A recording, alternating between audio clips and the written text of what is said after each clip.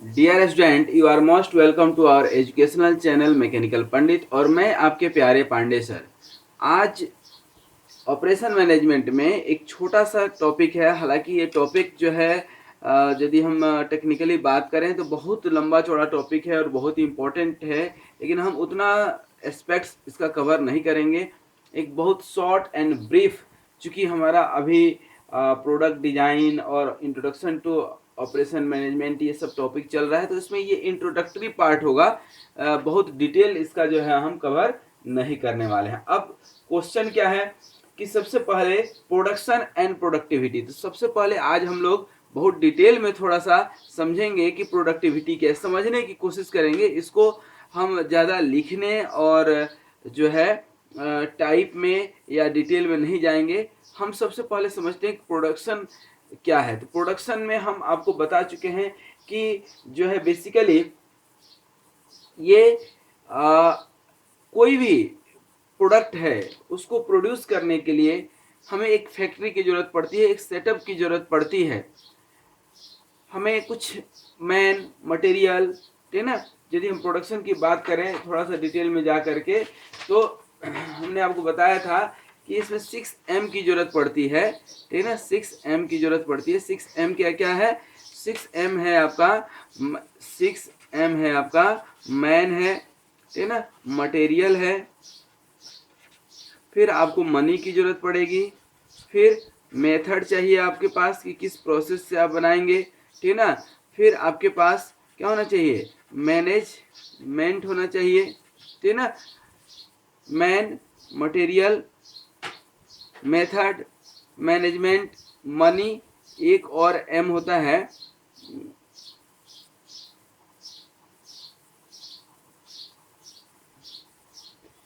6M जो है आपका मशीन। सॉरी, सबसे इम्पोर्टेंट चीज़ तो छूट ही गया था, मशीन। ठीक है, तो आपका ये यहाँ पर कितने पार्ट हुए? Man, material, money, method. तो इसमें मैन दैट मीन्स की वर्कर, मटेरियल मतलब रॉ मटेरियल, मेथड मतलब प्रोसेस, और मशीन, ये चार लगा करके हम क्या बनाते हैं? फैक्ट्री, ठीक है ना। जहाँ पर कोई पार्ट, कोई प्रोडक्ट को हम प्रोड्यूस करते हैं, ठीक है। तो ये हमारा प्रोडक्शन है। प्रोडक्शन अपने आप में एक बहुत बड़ा टॉपिक है। देखिए, उसमें भी कई बार क्वेश्चन पूछा जाता है या कि जो है मैन्युफैक्चरिंग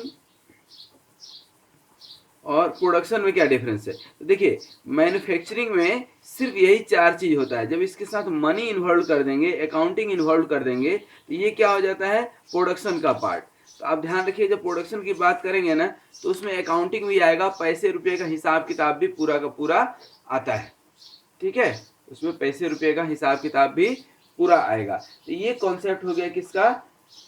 आपका प्रोडक्शन का। प्रोडक्शन का मतलब होता है एब्सोल्यूट कॉन्सेप्ट, ठीक है ना, एब्सोल्यूट प्रोडक्शन, ठीक है ना। प्रोडक्शन ऑफ एनी कमोडिटी हो सकता है। प्रोडक्शन की यदि हम बात करें तो प्रोडक्शन की यदि हम बात करेंगे तो कमोडिटी, जैसे फॉर एग्जांपल जो है आप बाइक की बात कर लीजिए, ठीक है ना। बाइक की प्रोडक्शन हो रही है कि नहीं, ठीक है ना। यदि खेतों में एग्रीकल्चरल प्रोडक्शन, फूड प्रोडक्शन हो रहा है, वो भी अपने आप में एक प्रोडक्शन ही है, ठीक है ना। प्रोडक्शन क्या होता है? एब्सोल्यूट कॉन्सेप्ट है। प्रोडक्शन क्या है? एब्सोल्यूट कॉन्सेप्ट है, ध्यान रखिएगा, एब्सोल्यूट कॉन्सेप्ट। और प्रोडक्टिविटी जो है क्या है? रिलेटिव कॉन्सेप्ट है, ठीक है ना। एक दूसरे के रिलेशन में इसको हम जो है पढ़ते हैं, ठीक है।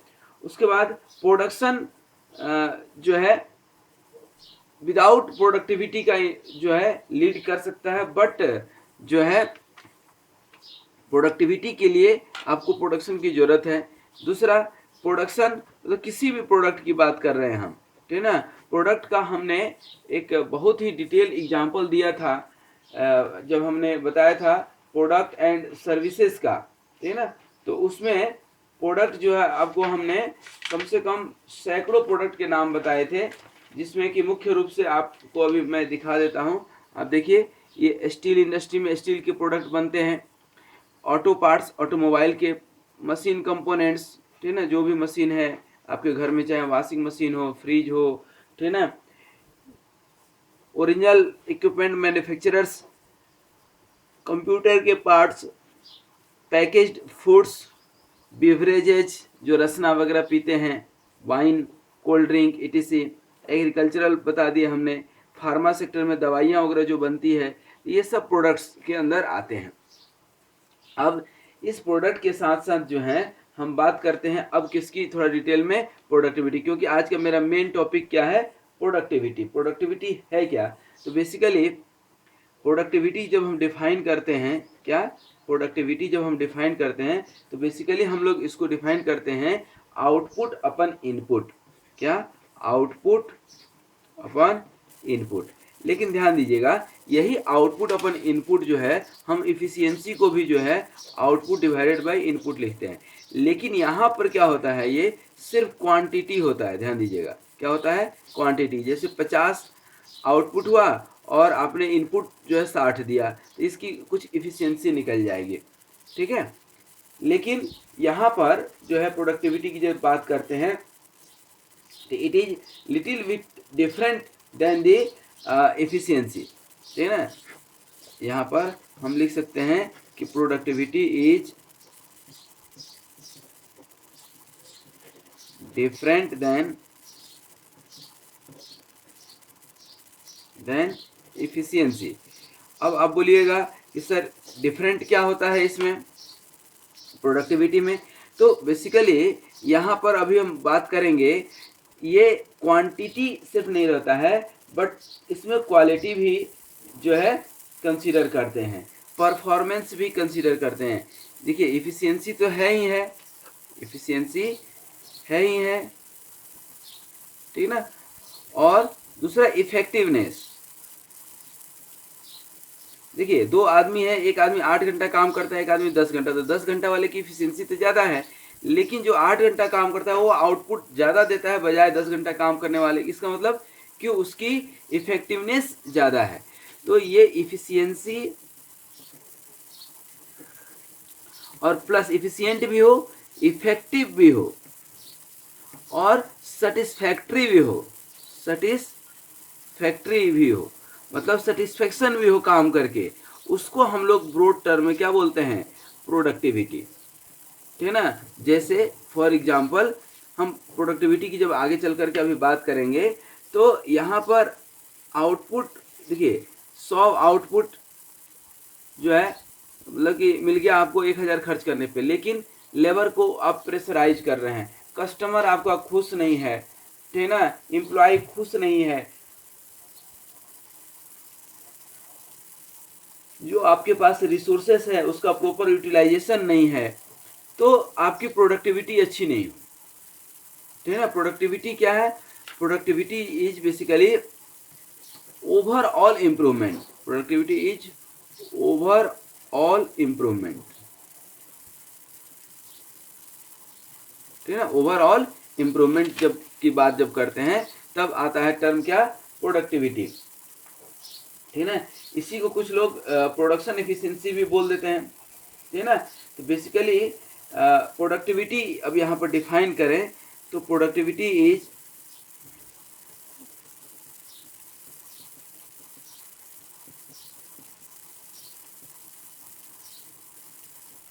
The measure of productivity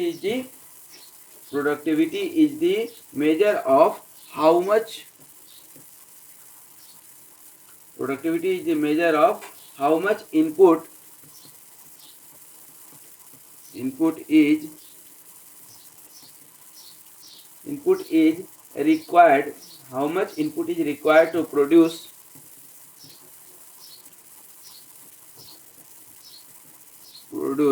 given output, ठीक ना। तो प्रोडक्टिविटी जो है is nothing but the reduction in wastage. अब प्रोडक्टिविटी में क्या होना चाहिए आपका? रिडक्शन ऑफ, ये नहीं कि वेस्टेज ज़्यादा जा रहा हो, वेस्टेज को रिड्यूस करना है आपको, ठीक है ना। रिसोर्स यूटिलाइजेशन प्रॉपर या ऑप्टिमल यूटिलाइजेशन, प्रॉपर या आप बोल सकते हैं ऑप्टिमल, मैक्सिमम भी नहीं मिनिमम भी नहीं, मैक्सिमम इतना ना यूटिलाइज कीजिए कि वो जो है हमारा मशीन ही खराब हो जाए, ठीक है ना, उतना यूटिलाइज नहीं करना है, ठीक है ना। तो optimal utilisation of resources, optimal utilisation of resources, ठीक है ना। प्रॉपर जो है आपका मटेरियल, ठीक है ना, मशीन मटेरियल, ये भी जो है प्रॉपर जो है यूटिलाइज हो, बर्बाद ना हो, ठीक है ना। ह्यूमन एफर्ट, क्या, ह्यूमन एफर्ट आपका प्रॉपर हो, ये नहीं कि मेहनत खूब कर रहे हैं और आउटपुट कुछ नहीं मिल रहा है, ठीक है ना। पावर, पावर मतलब इलेक्ट्रिसिटी यहाँ पर है, ठीक है ना। स्पेस का यूटिलाइजेशन हो, ठीक है ना। उसके बाद आपका मिनिमम टाइम में काम हो जाए, ठीक है ना। इंफ्रास्ट्रक्चर का प्रॉपर यूटिलाइजेशन हो, ठीक है ना। तो ये सारी चीजें, ठीक है ना, जो है आपका क्या है, प्रोडक्टिविटी के पैरामीटर्स हैं, मीटर्स ऑफ प्रोडक्टिविटी। लेकिन इफिशियंसी में क्या होता है कि सिर्फ क्वांटिटी हम देखते हैं, कितना आपने खर्च किया, कितना, ठीक है ना। तो बेसिकली यदि हम कहें तो प्रोडक्टिविटी की यदि हम डिफाइन करें तो productivity is an state of mind, basically state नहीं बोलिए, क्योंकि state of mind is one kind of happiness और sadness, but productivity is an attitude, productivity is an attitude of mind, ठीक है ना। अब माइंड से क्या होगा कि यहाँ पे आपका प्रॉफिट भी अच्छा है, परफॉर्मेंस भी अच्छा है, रिसोर्स का यूटिलाइजेशन भी अच्छा है। देखिए अब कितना सारा चीज़ है इसमें, प्रोडक्टिविटी में यूटिलाइजेशन भी अच्छा है, सेटिस्फैक्शन भी अच्छा है, ठीक है ना। दीज आर दी पैरामीटर्स, ठीक है ना। लोग हैप्पी सैपी भी हैं, स्टैंडर्ड ऑफ लिविंग भी अच्छी है, इतना आप सैलरी दे पा रहे हैं या सैलरी मिल पा रही है लेबर को, स्टैंडर्ड ऑफ लिविंग भी अच्छी है, ठीक है ना। And being able to do better than yesterday, ठीक है ना। कंटिन्यूअस इंप्रूवमेंट जिसको बोलते हैं, कंटिन्यूअस इम्प्रूवमेंट, कंटिन्यूअस इम्प्रूवमेंट, ठीक है ना। It is constant development in terms of social life and economy, ठीक है ना। you can say faith in human progress, faith in human progress, ये नहीं कि प्रॉफिट लेकर के कंपनी जो है बैंक बैलेंस बढ़ा रही है, बल्कि सोसाइटी के लिए भी कुछ काम कर रही है। तो ये ओवरऑल प्रोडक्टिविटी जो है ना, ये सब प्रोडक्टिविटी के ही पार्ट हैं एक्चुअली, ये क्या है, प्रोडक्टिविटी के ही पार्ट है। आ रही समझ में। प्रोडक्शन जो है इसके बहुत पीछे छूट जाता है, ठीक है ना। आप इसमें कंटिन्यू जो है adoption of new technology, technology भी आप एडॉप्ट करते जाते हैं, adoption of new technology, these are all part of productivity, ठीक है ना। तो प्रोडक्शन तो एक पर्टिकुलर वॉल्यूम पे फोकस करता है, लेकिन प्रोडक्टिविटी वॉल्यूम पे फोकस नहीं करता है, ठीक है ना। ये सारे डेफिनेशन आप लिख सकते हैं, ठीक है ना। उसके बाद अब आगे आ जाएं कि जो है एक और चीज़ ध्यान रखिएगा, कई बार पूछा जाता है, मैं यहाँ लिख देता हूँ, ठीक है ना। मेयर इंक्रीज इन प्रोडक्शन में और may not contribute to increase in productivity, ध्यान रखिएगा। प्रोडक्शन हमारा बढ़ गया, इसका मतलब ये नहीं कि प्रोडक्टिविटी आपकी अच्छी हो गई। यहाँ पर मेयर, मेयर या वनली ऐसे लिख सकते हैं, increase in production does not contribute to increase in productivity, ठीक है ना। ठीक है ना। प्रोडक्टिविटी इनकम्पासेस, प्रोडक्टिविटी इनकम्पासेस मतलब बहुत सारे जो है ना चीज़ों को समेटता है। इनकम्पासेस वेरियस पैरामीटर्स, ठीक है ना, लाइक ऑल दिस, ठीक है ना। ये सब अभी हमने बात किया, ह्यूमन एफर्ट, पावर, स्पेस, सबका प्रॉपर यूटिलाइजेशन जो है, वेस्टेज ना हो, ठीक है ना, ऑप्टिमल यूटिलाइजेशन हो मशीन का, मटेरियल का, ठीक है ना। तो these are the things that we have to consider, ठीक है ना।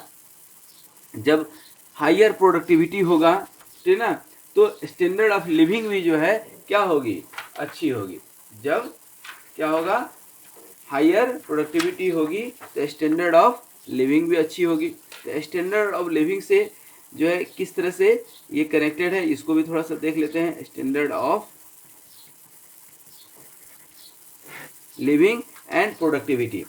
तो यहाँ पर जब मटेरियल, अभी हमने आपको बताया कि मटेरियल आप प्रॉपर यूटिलाइज करेंगे, मशीन का प्रॉपर यूटिलाइजेशन होगा, ठीक है ना।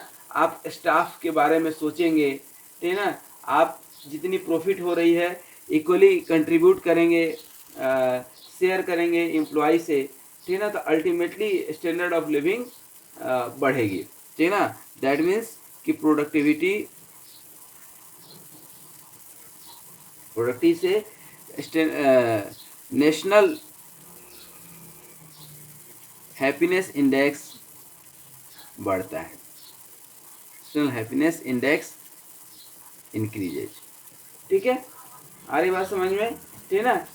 कम्युनिटी अब शेयर करते हैं, जैसे एक हर कंपनी में एक CSR होता है, कॉरपोरेट सोशल रिस्पॉन्सिबिलिटी के तहत आप पेड़ लगाते हैं, ठीक है ना, फूड डिस्ट्रीब्यूट करते हैं, क्लॉथ डिस्ट्रीब्यूट करते हैं, जगह जगह शेल्टर बनवाते हैं, ठीक है ना, बस स्टॉप बनवाते हैं, ठीक है ना, जो है सिक्योरिटी अपन प्रोवाइड करते हैं, ठीक है ना, इसेंशियल सर्विसेज प्रोवाइड करते हैं, ठीक है ना। It is many more things are there, but I have concluded in very short term, ठीक है ना। इसमें जो है इन टर्म्स ऑफ मनी आप देखेंगे, ठीक है ना। तो कोई भी इंडस्ट्री जो है होती है ना, कोई भी इंडस्ट्री है, तो इंडस्ट्री जब फलती फूलती है तो आसपास के एरिया में लोगों के पास जॉब की जो है अपॉर्चुनिटी हो जाती है, ठीक है ना। होटल, रेस्टोरेंट, ये सब जो है डेवलप होने लगते हैं, इंफ्रास्ट्रक्चर डेवलप होने लगता है, ठीक है ना, इंफ्रास्ट्रक्चर, ठीक है ना। तो अब कंपनी क्या होती है कि पैसा कमाती है ना, तो प्रॉफिट शेयर करती है, ठीक है ना। प्रॉफिट शेयर करने से लोगों की जो है परचेजिंग कैपेबिलिटी बढ़ती है, ठीक है ना। तो उससे ओवरऑल डेवलपमेंट होता है। लोग जैसे मान लीजिए कि हमारे यहाँ बिहार में जो है सरकारी स्कूल में व्यक्ति चप्पल पहन के चले गया, और जो है जैसे तैसे कपड़ा पहन के, इवन कॉलेजों का भी हालत वहाँ पे मैक्सिमम यही है कि बढ़िया एक कापी लिए, शर्ट बाहर है, इन भी नहीं है, जैसे तैसे शर्ट पहन करके, एक चप्पल पहन करके कॉलेज चले गए। ठीक है, टैलेंट अपने जगह पर है, लेकिन एक स्मार्टनेस भी तो चीज़ है, होती है। अब कंपनी ने क्या किया, या बाहरी कॉलेजों में क्या है, एक यूनिफॉर्म सिस्टम है। जब यूनिफॉर्म आप अप्लाई कर देते हैं तो यूनिफॉर्म का मतलब है कि सभी लोग यूनिफॉर्मिटी में रहेंगे, सभी लोग वेल ड्रेस्ड रहेंगे, ठीक है ना। सब अच्छे से नाश्ता पानी खाना पीना करेंगे। और सबसे बड़ी चीज़ क्या है कि एम्प्लॉयमेंट जो है, एम्प्लॉयमेंट बढ़ जाती है। प्रोडक्टिविटी का मतलब क्या है, एम्प्लॉयमेंट, ठीक है ना। Employment is very important.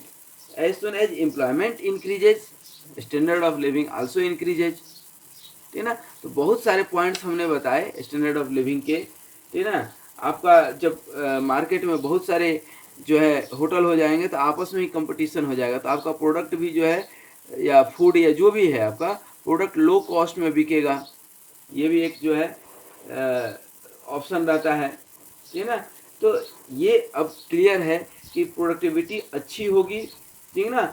तो हाई, हम ऐसे लिख सकते हैं सीधा कि हायर प्रोडक्टिविटी, हायर प्रोडक्टिविटी